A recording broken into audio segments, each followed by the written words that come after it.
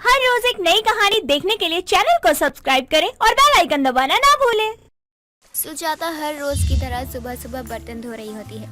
तभी चूल्हे पर चढ़ा दूध उबल जाता है। हे भगवान, आज फिर दूध उबल गया ना। अब मेरी उम्र भी हो रही है, क्या करूं?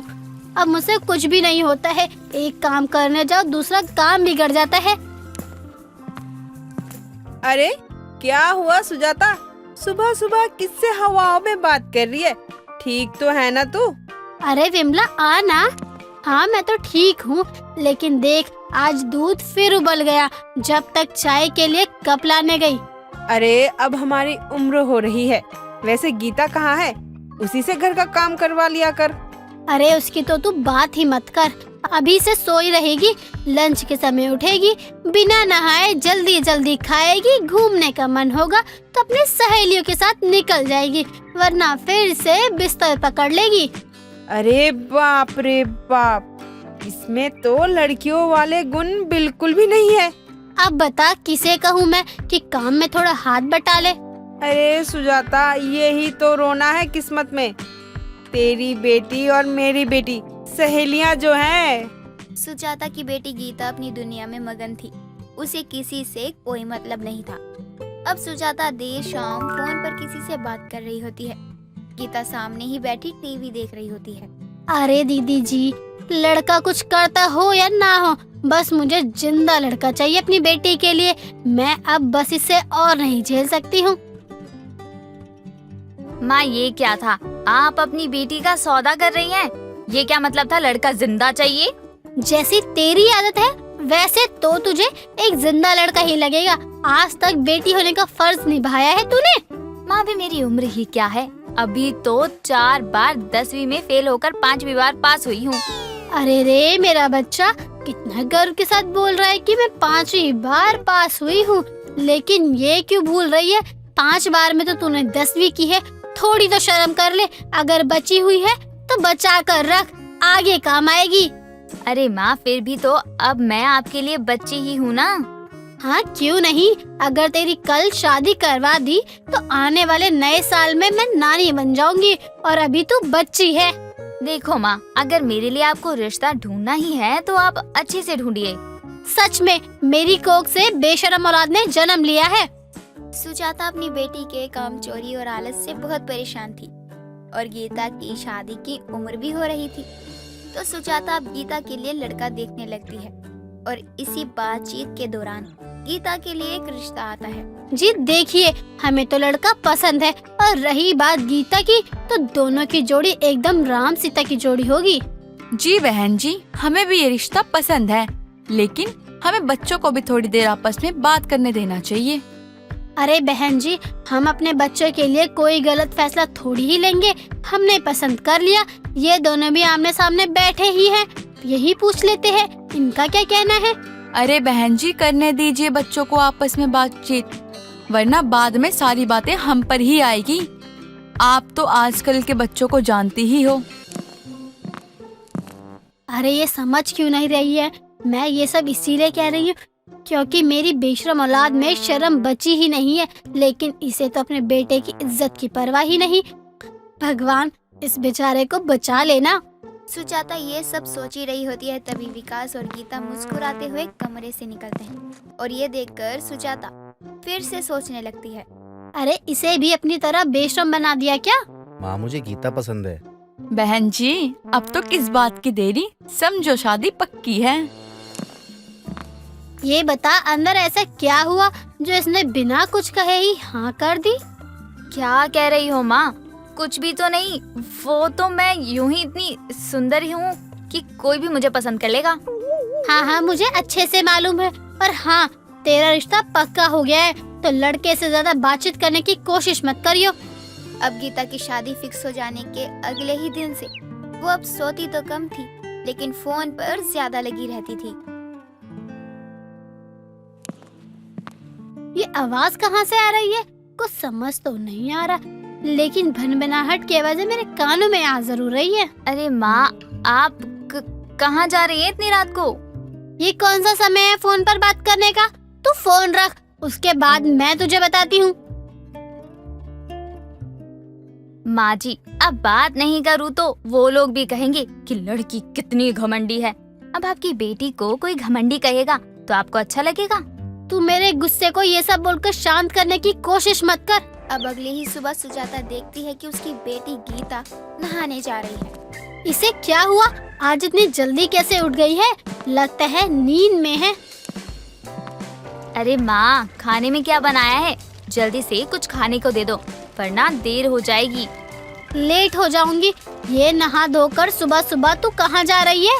तुझ में इतनी भी शर्म नहीं बची कि तू अपनी माँ से एक बार पूछ भी ले या बता भी दे कि कहाँ जा रही है। अरे माँ, दोस्तों के साथ जाऊँ तो ना मैं आपको बता कर जाऊँ या आप पूछ कर जाऊँ? तो क्या तू सज धज कर घर बैठने वाली है? नहीं, वो क्या है ना माँ, वो मुझे शर्म आ रही है माँ, कैसे बताऊँ? अरे अजीब लड़की है, बता कहाँ जा रही है? वो ना, मैं उनके साथ मूवी देखने जा रही हूँ। और आपको पता है, जहाँ मैं और वो मूवी देखने जा रहे हैं ना, वहाँ सलमान खान आने वाला है। सलमान खान तेरे जितना बेरोजगार नहीं है जो मुंह उठाकर कहीं भी चला जाए या चला आए। अरे, आपको विश्वास ही नहीं हो रहा? पहले तो मुझे भी नहीं हुआ था। देखना, जब मैं सलमान के साथ सेल्फी लेकर आऊंगी ना, आप भी पछताएंगी। और तुझे मैंने मना किया था ना कि तू शादी से पहले दामाद जी से नहीं मिलेगी।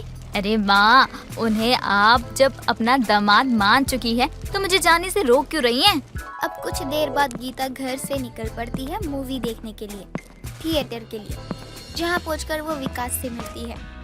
अब दोनों मूवी देख ही रहे होते हैं, तभी गीता विकास से कहती है, सुनो ना, कब आएगा सलमान खान?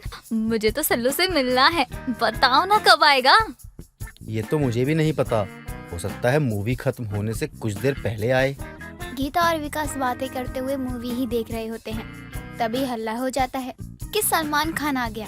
सलमान खान, मुझे तो विश्वास नहीं हो रहा।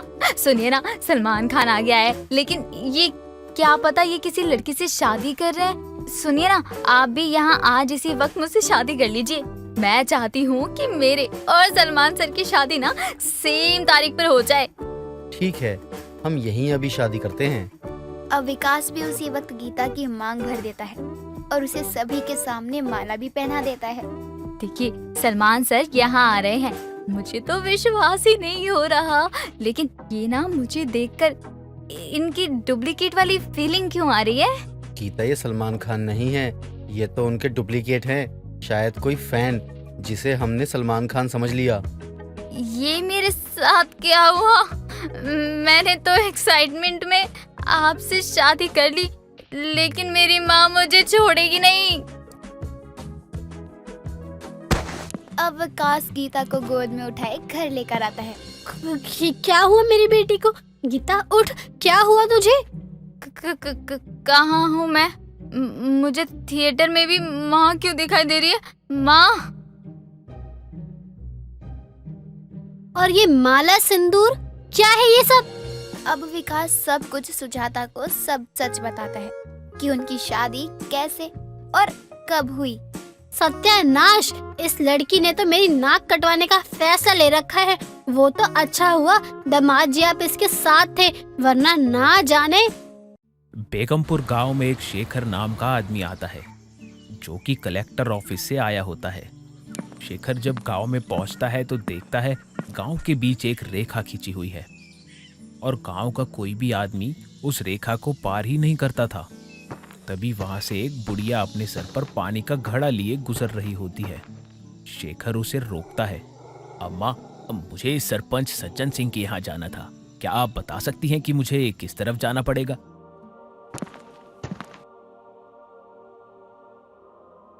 अब पूछो, क्या पूछना है?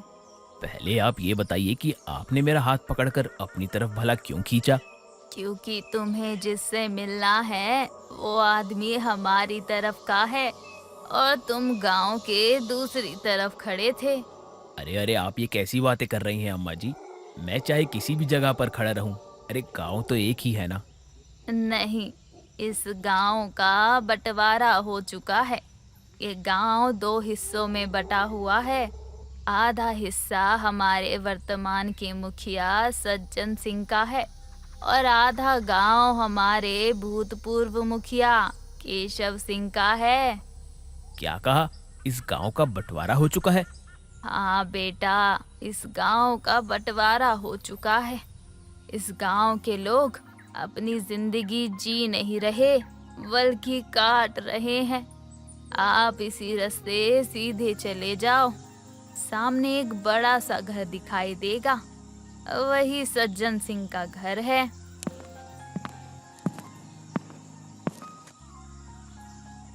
थोड़ी देर बाद शेखर सज्जन सिंह के घर पहुंचता है और देखता है कि वो अपनी पत्नी रमा के साथ बैठा चाय पी रहा होता है।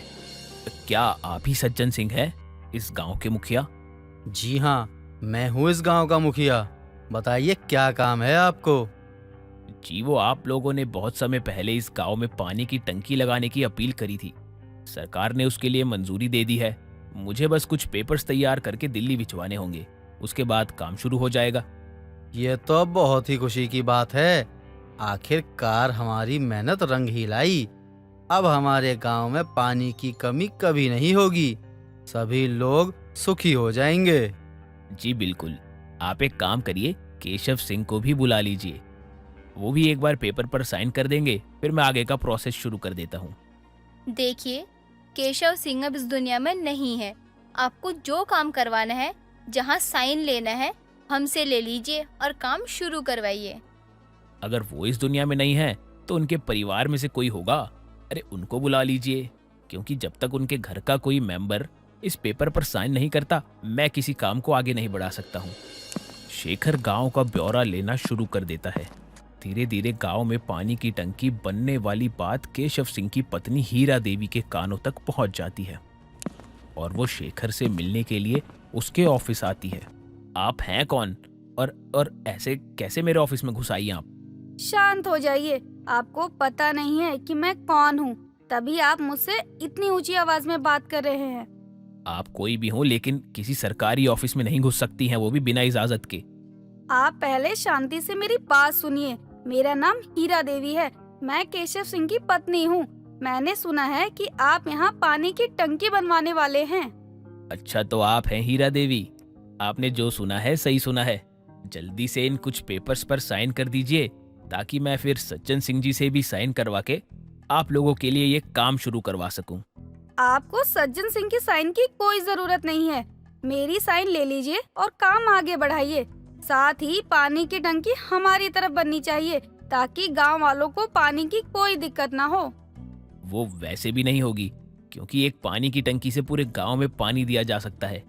नहीं, उसका पानी तो सिर्फ हमारे हिस्से में आना चाहिए। आप इतने दिनों से इस गांव में हैं, आपको पता नहीं चला कि इस गांव का बंटवारा हो चुका है। अरे आपकी तरफ की जमीन अच्छी नहीं है। पानी की टंकी तो सज्जन सिंह की तरफ ही बनेगी, क्योंकि उस तरफ नदी का भी बहाव है।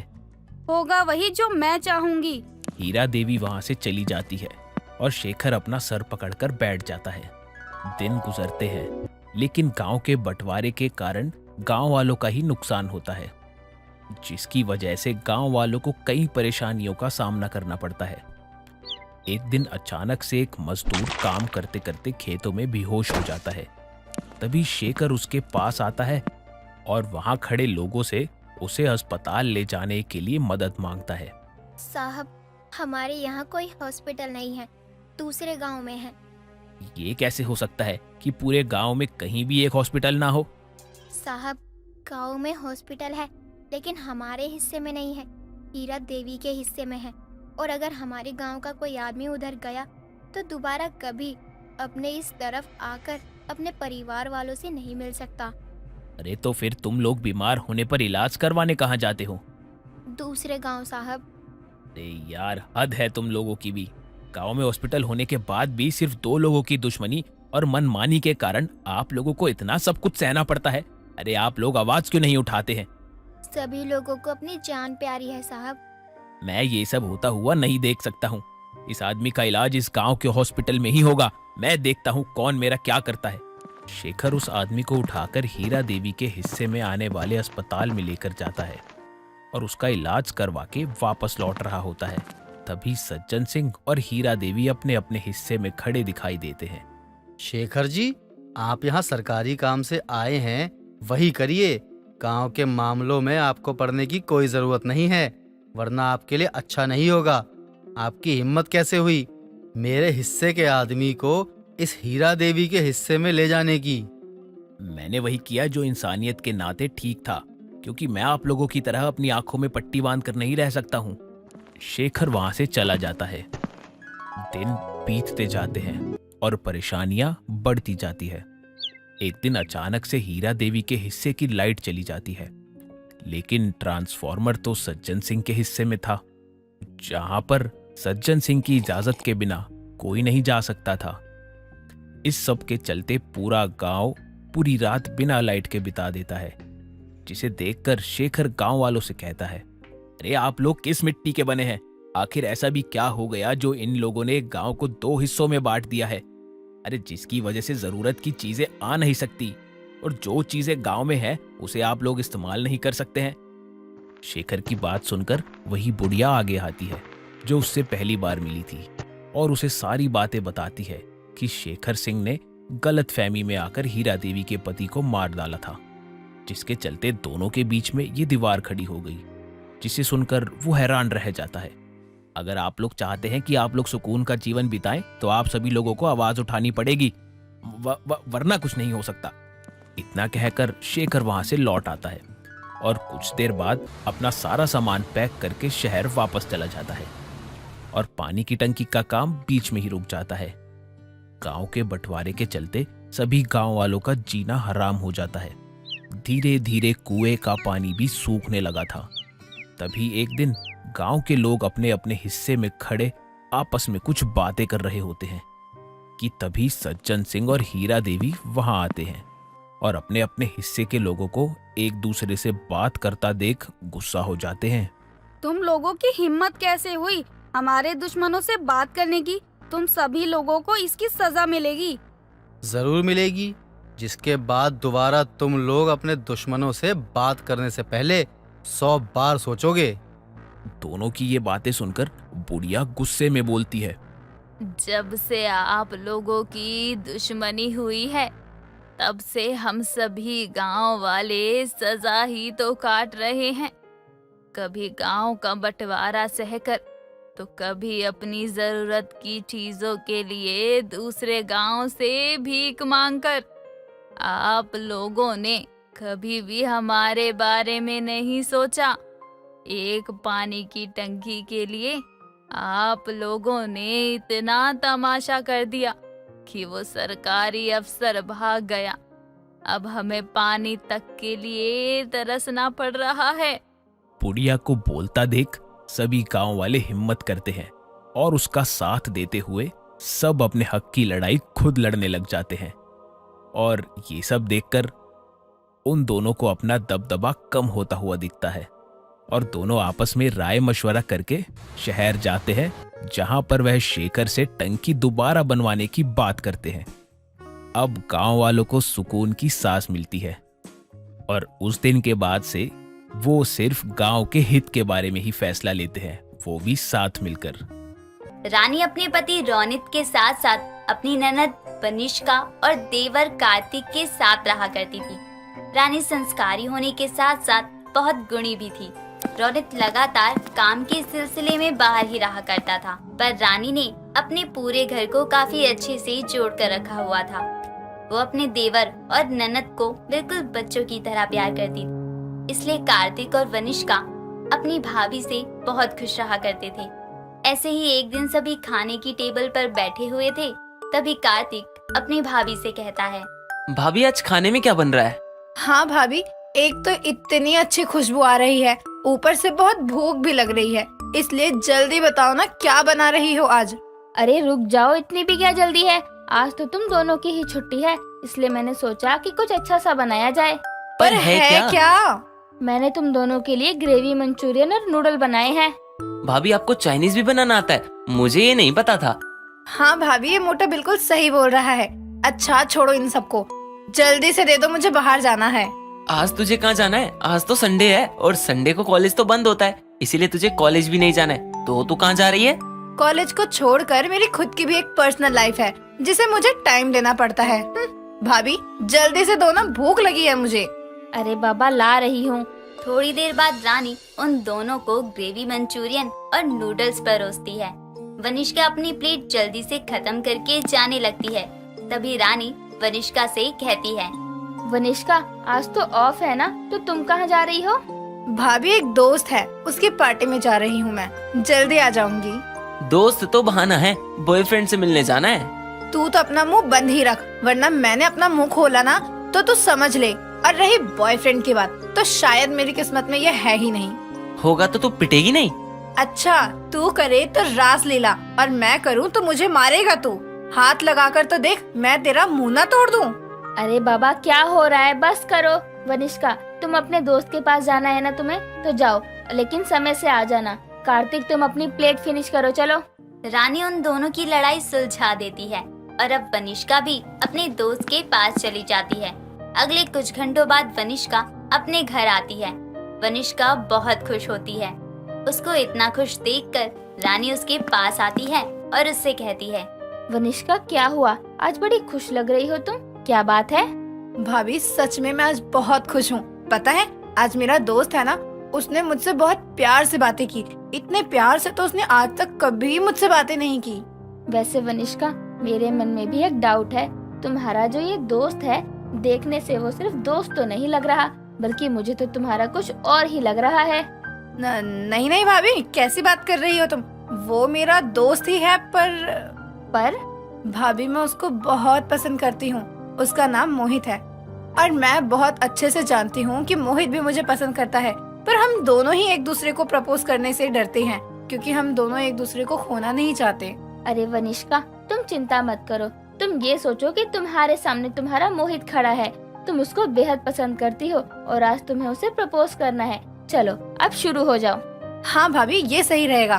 तो भाभी मैं शुरू करती हूँ। मोहित, मैं तुमसे बहुत प्यार करती हूँ, क्या तुम मेरे साथ रहोगे? नहीं, मैं तुम्हारे साथ नहीं रहूँगा। क्या भाभी, आपको पता है ना मैं कितनी हेजिटेट हो रही हूँ। और एक आप है कि आप मुझे समझ ही नहीं रही। अरे इसमें समझने वाली क्या बात है। अब अगर तुम मोहित को ऐसे बोलोगी तो वो तुमसे इम्प्रेस थोड़ी ना होगा, और मोहित ही नहीं बल्कि कोई भी नहीं होगा। अरे अच्छे से करो थोड़ा, ये कैसे कर रही हो? अच्छा, मैं एक बार फिर कोशिश करती हूँ। मोहित, मैं तुम्हें काफी समय से चाहती हूँ एंड मुझे नहीं पता तुम्हें कब से प्यार कर रही हूँ। बस मुझे इतना पता है कि मैं तुमसे बेहद प्यार करती हूँ। मैं जानती हूँ कि तुम्हारे पास बहुत सारे प्रपोजल है, पर फिर भी मैं तुमसे एक बात कहूँगी। वनिष्का प्रैक्टिस कर ही रही थी, तभी कार्तिक वहाँ आ जाता है और वनिष्का को अपनी भाभी का इस तरह हाथ पकड़ बातें करता देखकर वो गेट पर ही खड़ा हो जाता है और उनकी बातें सुनने लगता है। भीड़ हौसला तो देती है, लेकिन पहचान छीन लेती है, और मैं नहीं चाहती कि तुम इन भीड़ का हिस्सा बनकर अपनी पहचान खो दो। इसलिए मैं तुम्हारा साथ हमेशा हमेशा के लिए देना चाहती हूँ। दुनिया चाहे कुछ भी कहे, पर तुम्हारा साथ कभी नहीं छोड़ूंगी। भैया माने ना माने, पर मैं हमेशा तुमसे प्यार करूंगी। I love you. I love you too baby. ये क्या हो रहा है मेरे घर में? ननद भाभी को आई लव यू बोल रही है, तो वहीं भाभी अपनी ननद को आई लव यू टू बोल रही है। जो भी है, इनका रिश्ता सही नहीं है। मैं भैया को बताऊंगा इस बारे में। अरे ऐसा नहीं हो सकता। कार्तिक उन दोनों की आधी अधूरी बातें सुनकर वहाँ से चला जाता है और मन गढ़ंत कहानियाँ बनाने लगता है। कार्तिक को पूरी रात नींद नहीं आती और अब वो अपने भाई रोनित को फोन करता है और उससे कहता है, हेलो भैया, मुझे आपसे बहुत जरूरी बात करनी है। हाँ बोलो कार्तिक, क्या हुआ? क्या बात करनी है तुम्हें? भैया अपने घर में कुछ अजीब हो रहा है। कुछ नहीं बल्कि बहुत ज्यादा ही अजीब और गलत हो रहा है। मुझे कुछ समझ नहीं आ रहा है, आप बस घर आ जाओ। हाँ कार्तिक, मैं घर आ जाऊंगा, पर ये तो बताओ कि हुआ क्या है? भैया आप बस जल्दी आ जाओ। जब आप यहाँ आओगे तो आपको तभी बताऊंगा। रोनित अपनी बातें पूरी कर फोन कट कर देता है, जिसके बाद वो सो जाता है। अगली सुबह रानी कार्तिक को नाश्ता देती है। तब कार्तिक गुस्से में कहता है, मैं तुम्हारे हाथों का नाश्ता नहीं खाऊंगा। मैं बाहर से कुछ खा लूंगा, पर तुम्हारे हाथों का नहीं खाऊंगा। कार्तिक पर हुआ क्या है? तुम अचानक ऐसे बर्ताव क्यों कर रहे हो, जैसे तुम मुझसे नफरत करते हो? जैसे नहीं, मैं तुमसे नफरत करता हूँ रानी। कार्तिक तू पागल हो गया है, भाभी से कैसे बात कर रहा है? चल भाभी को सॉरी बोल। मैं सिर्फ तेरी भाभी से ही नहीं बल्कि तुझसे भी नफरत करता हूँ। अरे मुझे तो तुझे अपनी बहन और इस औरत को अपनी भाभी बोलने में भी शर्म आ रही है। कार्तिक ये सब बोल ही रहा था, तभी वहाँ पर रोनित आ जाता है और अपने भाई से कहता है, क्यों कार्तिक, तुम्हें इन दोनों को अपनी बहन और भाभी बोलने में क्यों शर्म आ रही है? भैया आप आ गए। आपको पता है मैं आपका कितना इंतजार कर रहा था। हाँ कार्तिक, मैं आ गया। बताओ क्या बात है? भैया ये दोनों बिल्कुल ठीक नहीं है। आपको पता है इन दोनों के बीच चक्कर चल रहा है। क्या बोले जा रहे हो कार्तिक तुम? तुम्हें पता भी है तुम अपनी भाभी और बहन के बारे में क्या बोल रहे हो? मैं बिल्कुल सही बोल रहा हूँ भैया। भाभी और इस वनिष्का के बीच कुछ गलत चल रहा है। कार्तिक, ये तो क्या बोल रहा है? तुझे कोई गलत फहमी हुई है? ऐसा कुछ भी नहीं है। हाँ देवर जी, आपको कोई गलत फहमी हुई है। अरे आप हम लोगों पर ऐसे इल्जाम कैसे लगा सकते हैं? नहीं, ये मेरी कोई गलतफहमी नहीं है। कार्तिक अब गुस्से में रात की सारी बातें बता देता है। ये सुनकर वनिष्का और रानी जोर जोर से हंसने लगते हैं। कार्तिक की ऐसी बेवकूफी देख वनिष्का उससे कहती है, कार्तिक, तुझे सच में गलत फहमी हुई है। भाभी के देवर की गलत फहमी तो कुछ अलग ही दुनिया की तरफ निकली। ऐसा बोलकर तुम अपना सच मुझसे नहीं छुपा सकती हो, समझी? कार्तिक, वनिष्का अपने दोस्त मोहित को पसंद करती है और ये उसको बोल नहीं पा रही थी, इसलिए मैंने इसकी मदद करी और इसकी प्रैक्टिस करवाई। भाभी, मैं श्योरिटी के साथ कह रही हूँ, इसको अब भी विश्वास नहीं होगा, पर कोई बात नहीं। जब मेरी शादी मोहित से हो जाएगी ना, तब इसको ट्रस्ट हो जाएगा। ये क्या है वनिष्का? भैया माफ करना, पर मैं उससे सच में बहुत प्यार करती हूँ और वो बहुत अच्छा भी है। एक बार आप मिल लो ना प्लीज। इस तरह वनिष्का मोहित को बुलाती है और अपने भाई से मिलवा देती है। मोहित को देखकर, उसका व्यवहार देखकर रोनित को मोहित बहुत पसंद आता है और वो शादी के लिए हाँ कर देता है। इस तरह अब कार्तिक की गलतफहमी भी दूर हो जाती है। दोस्तों, अगर आपको ये कहानी पसंद आई तो इसे लाइक करें, शेयर करें और कमेंट करके बताएं कि कहानी में आपको सबसे अच्छा क्या लगा।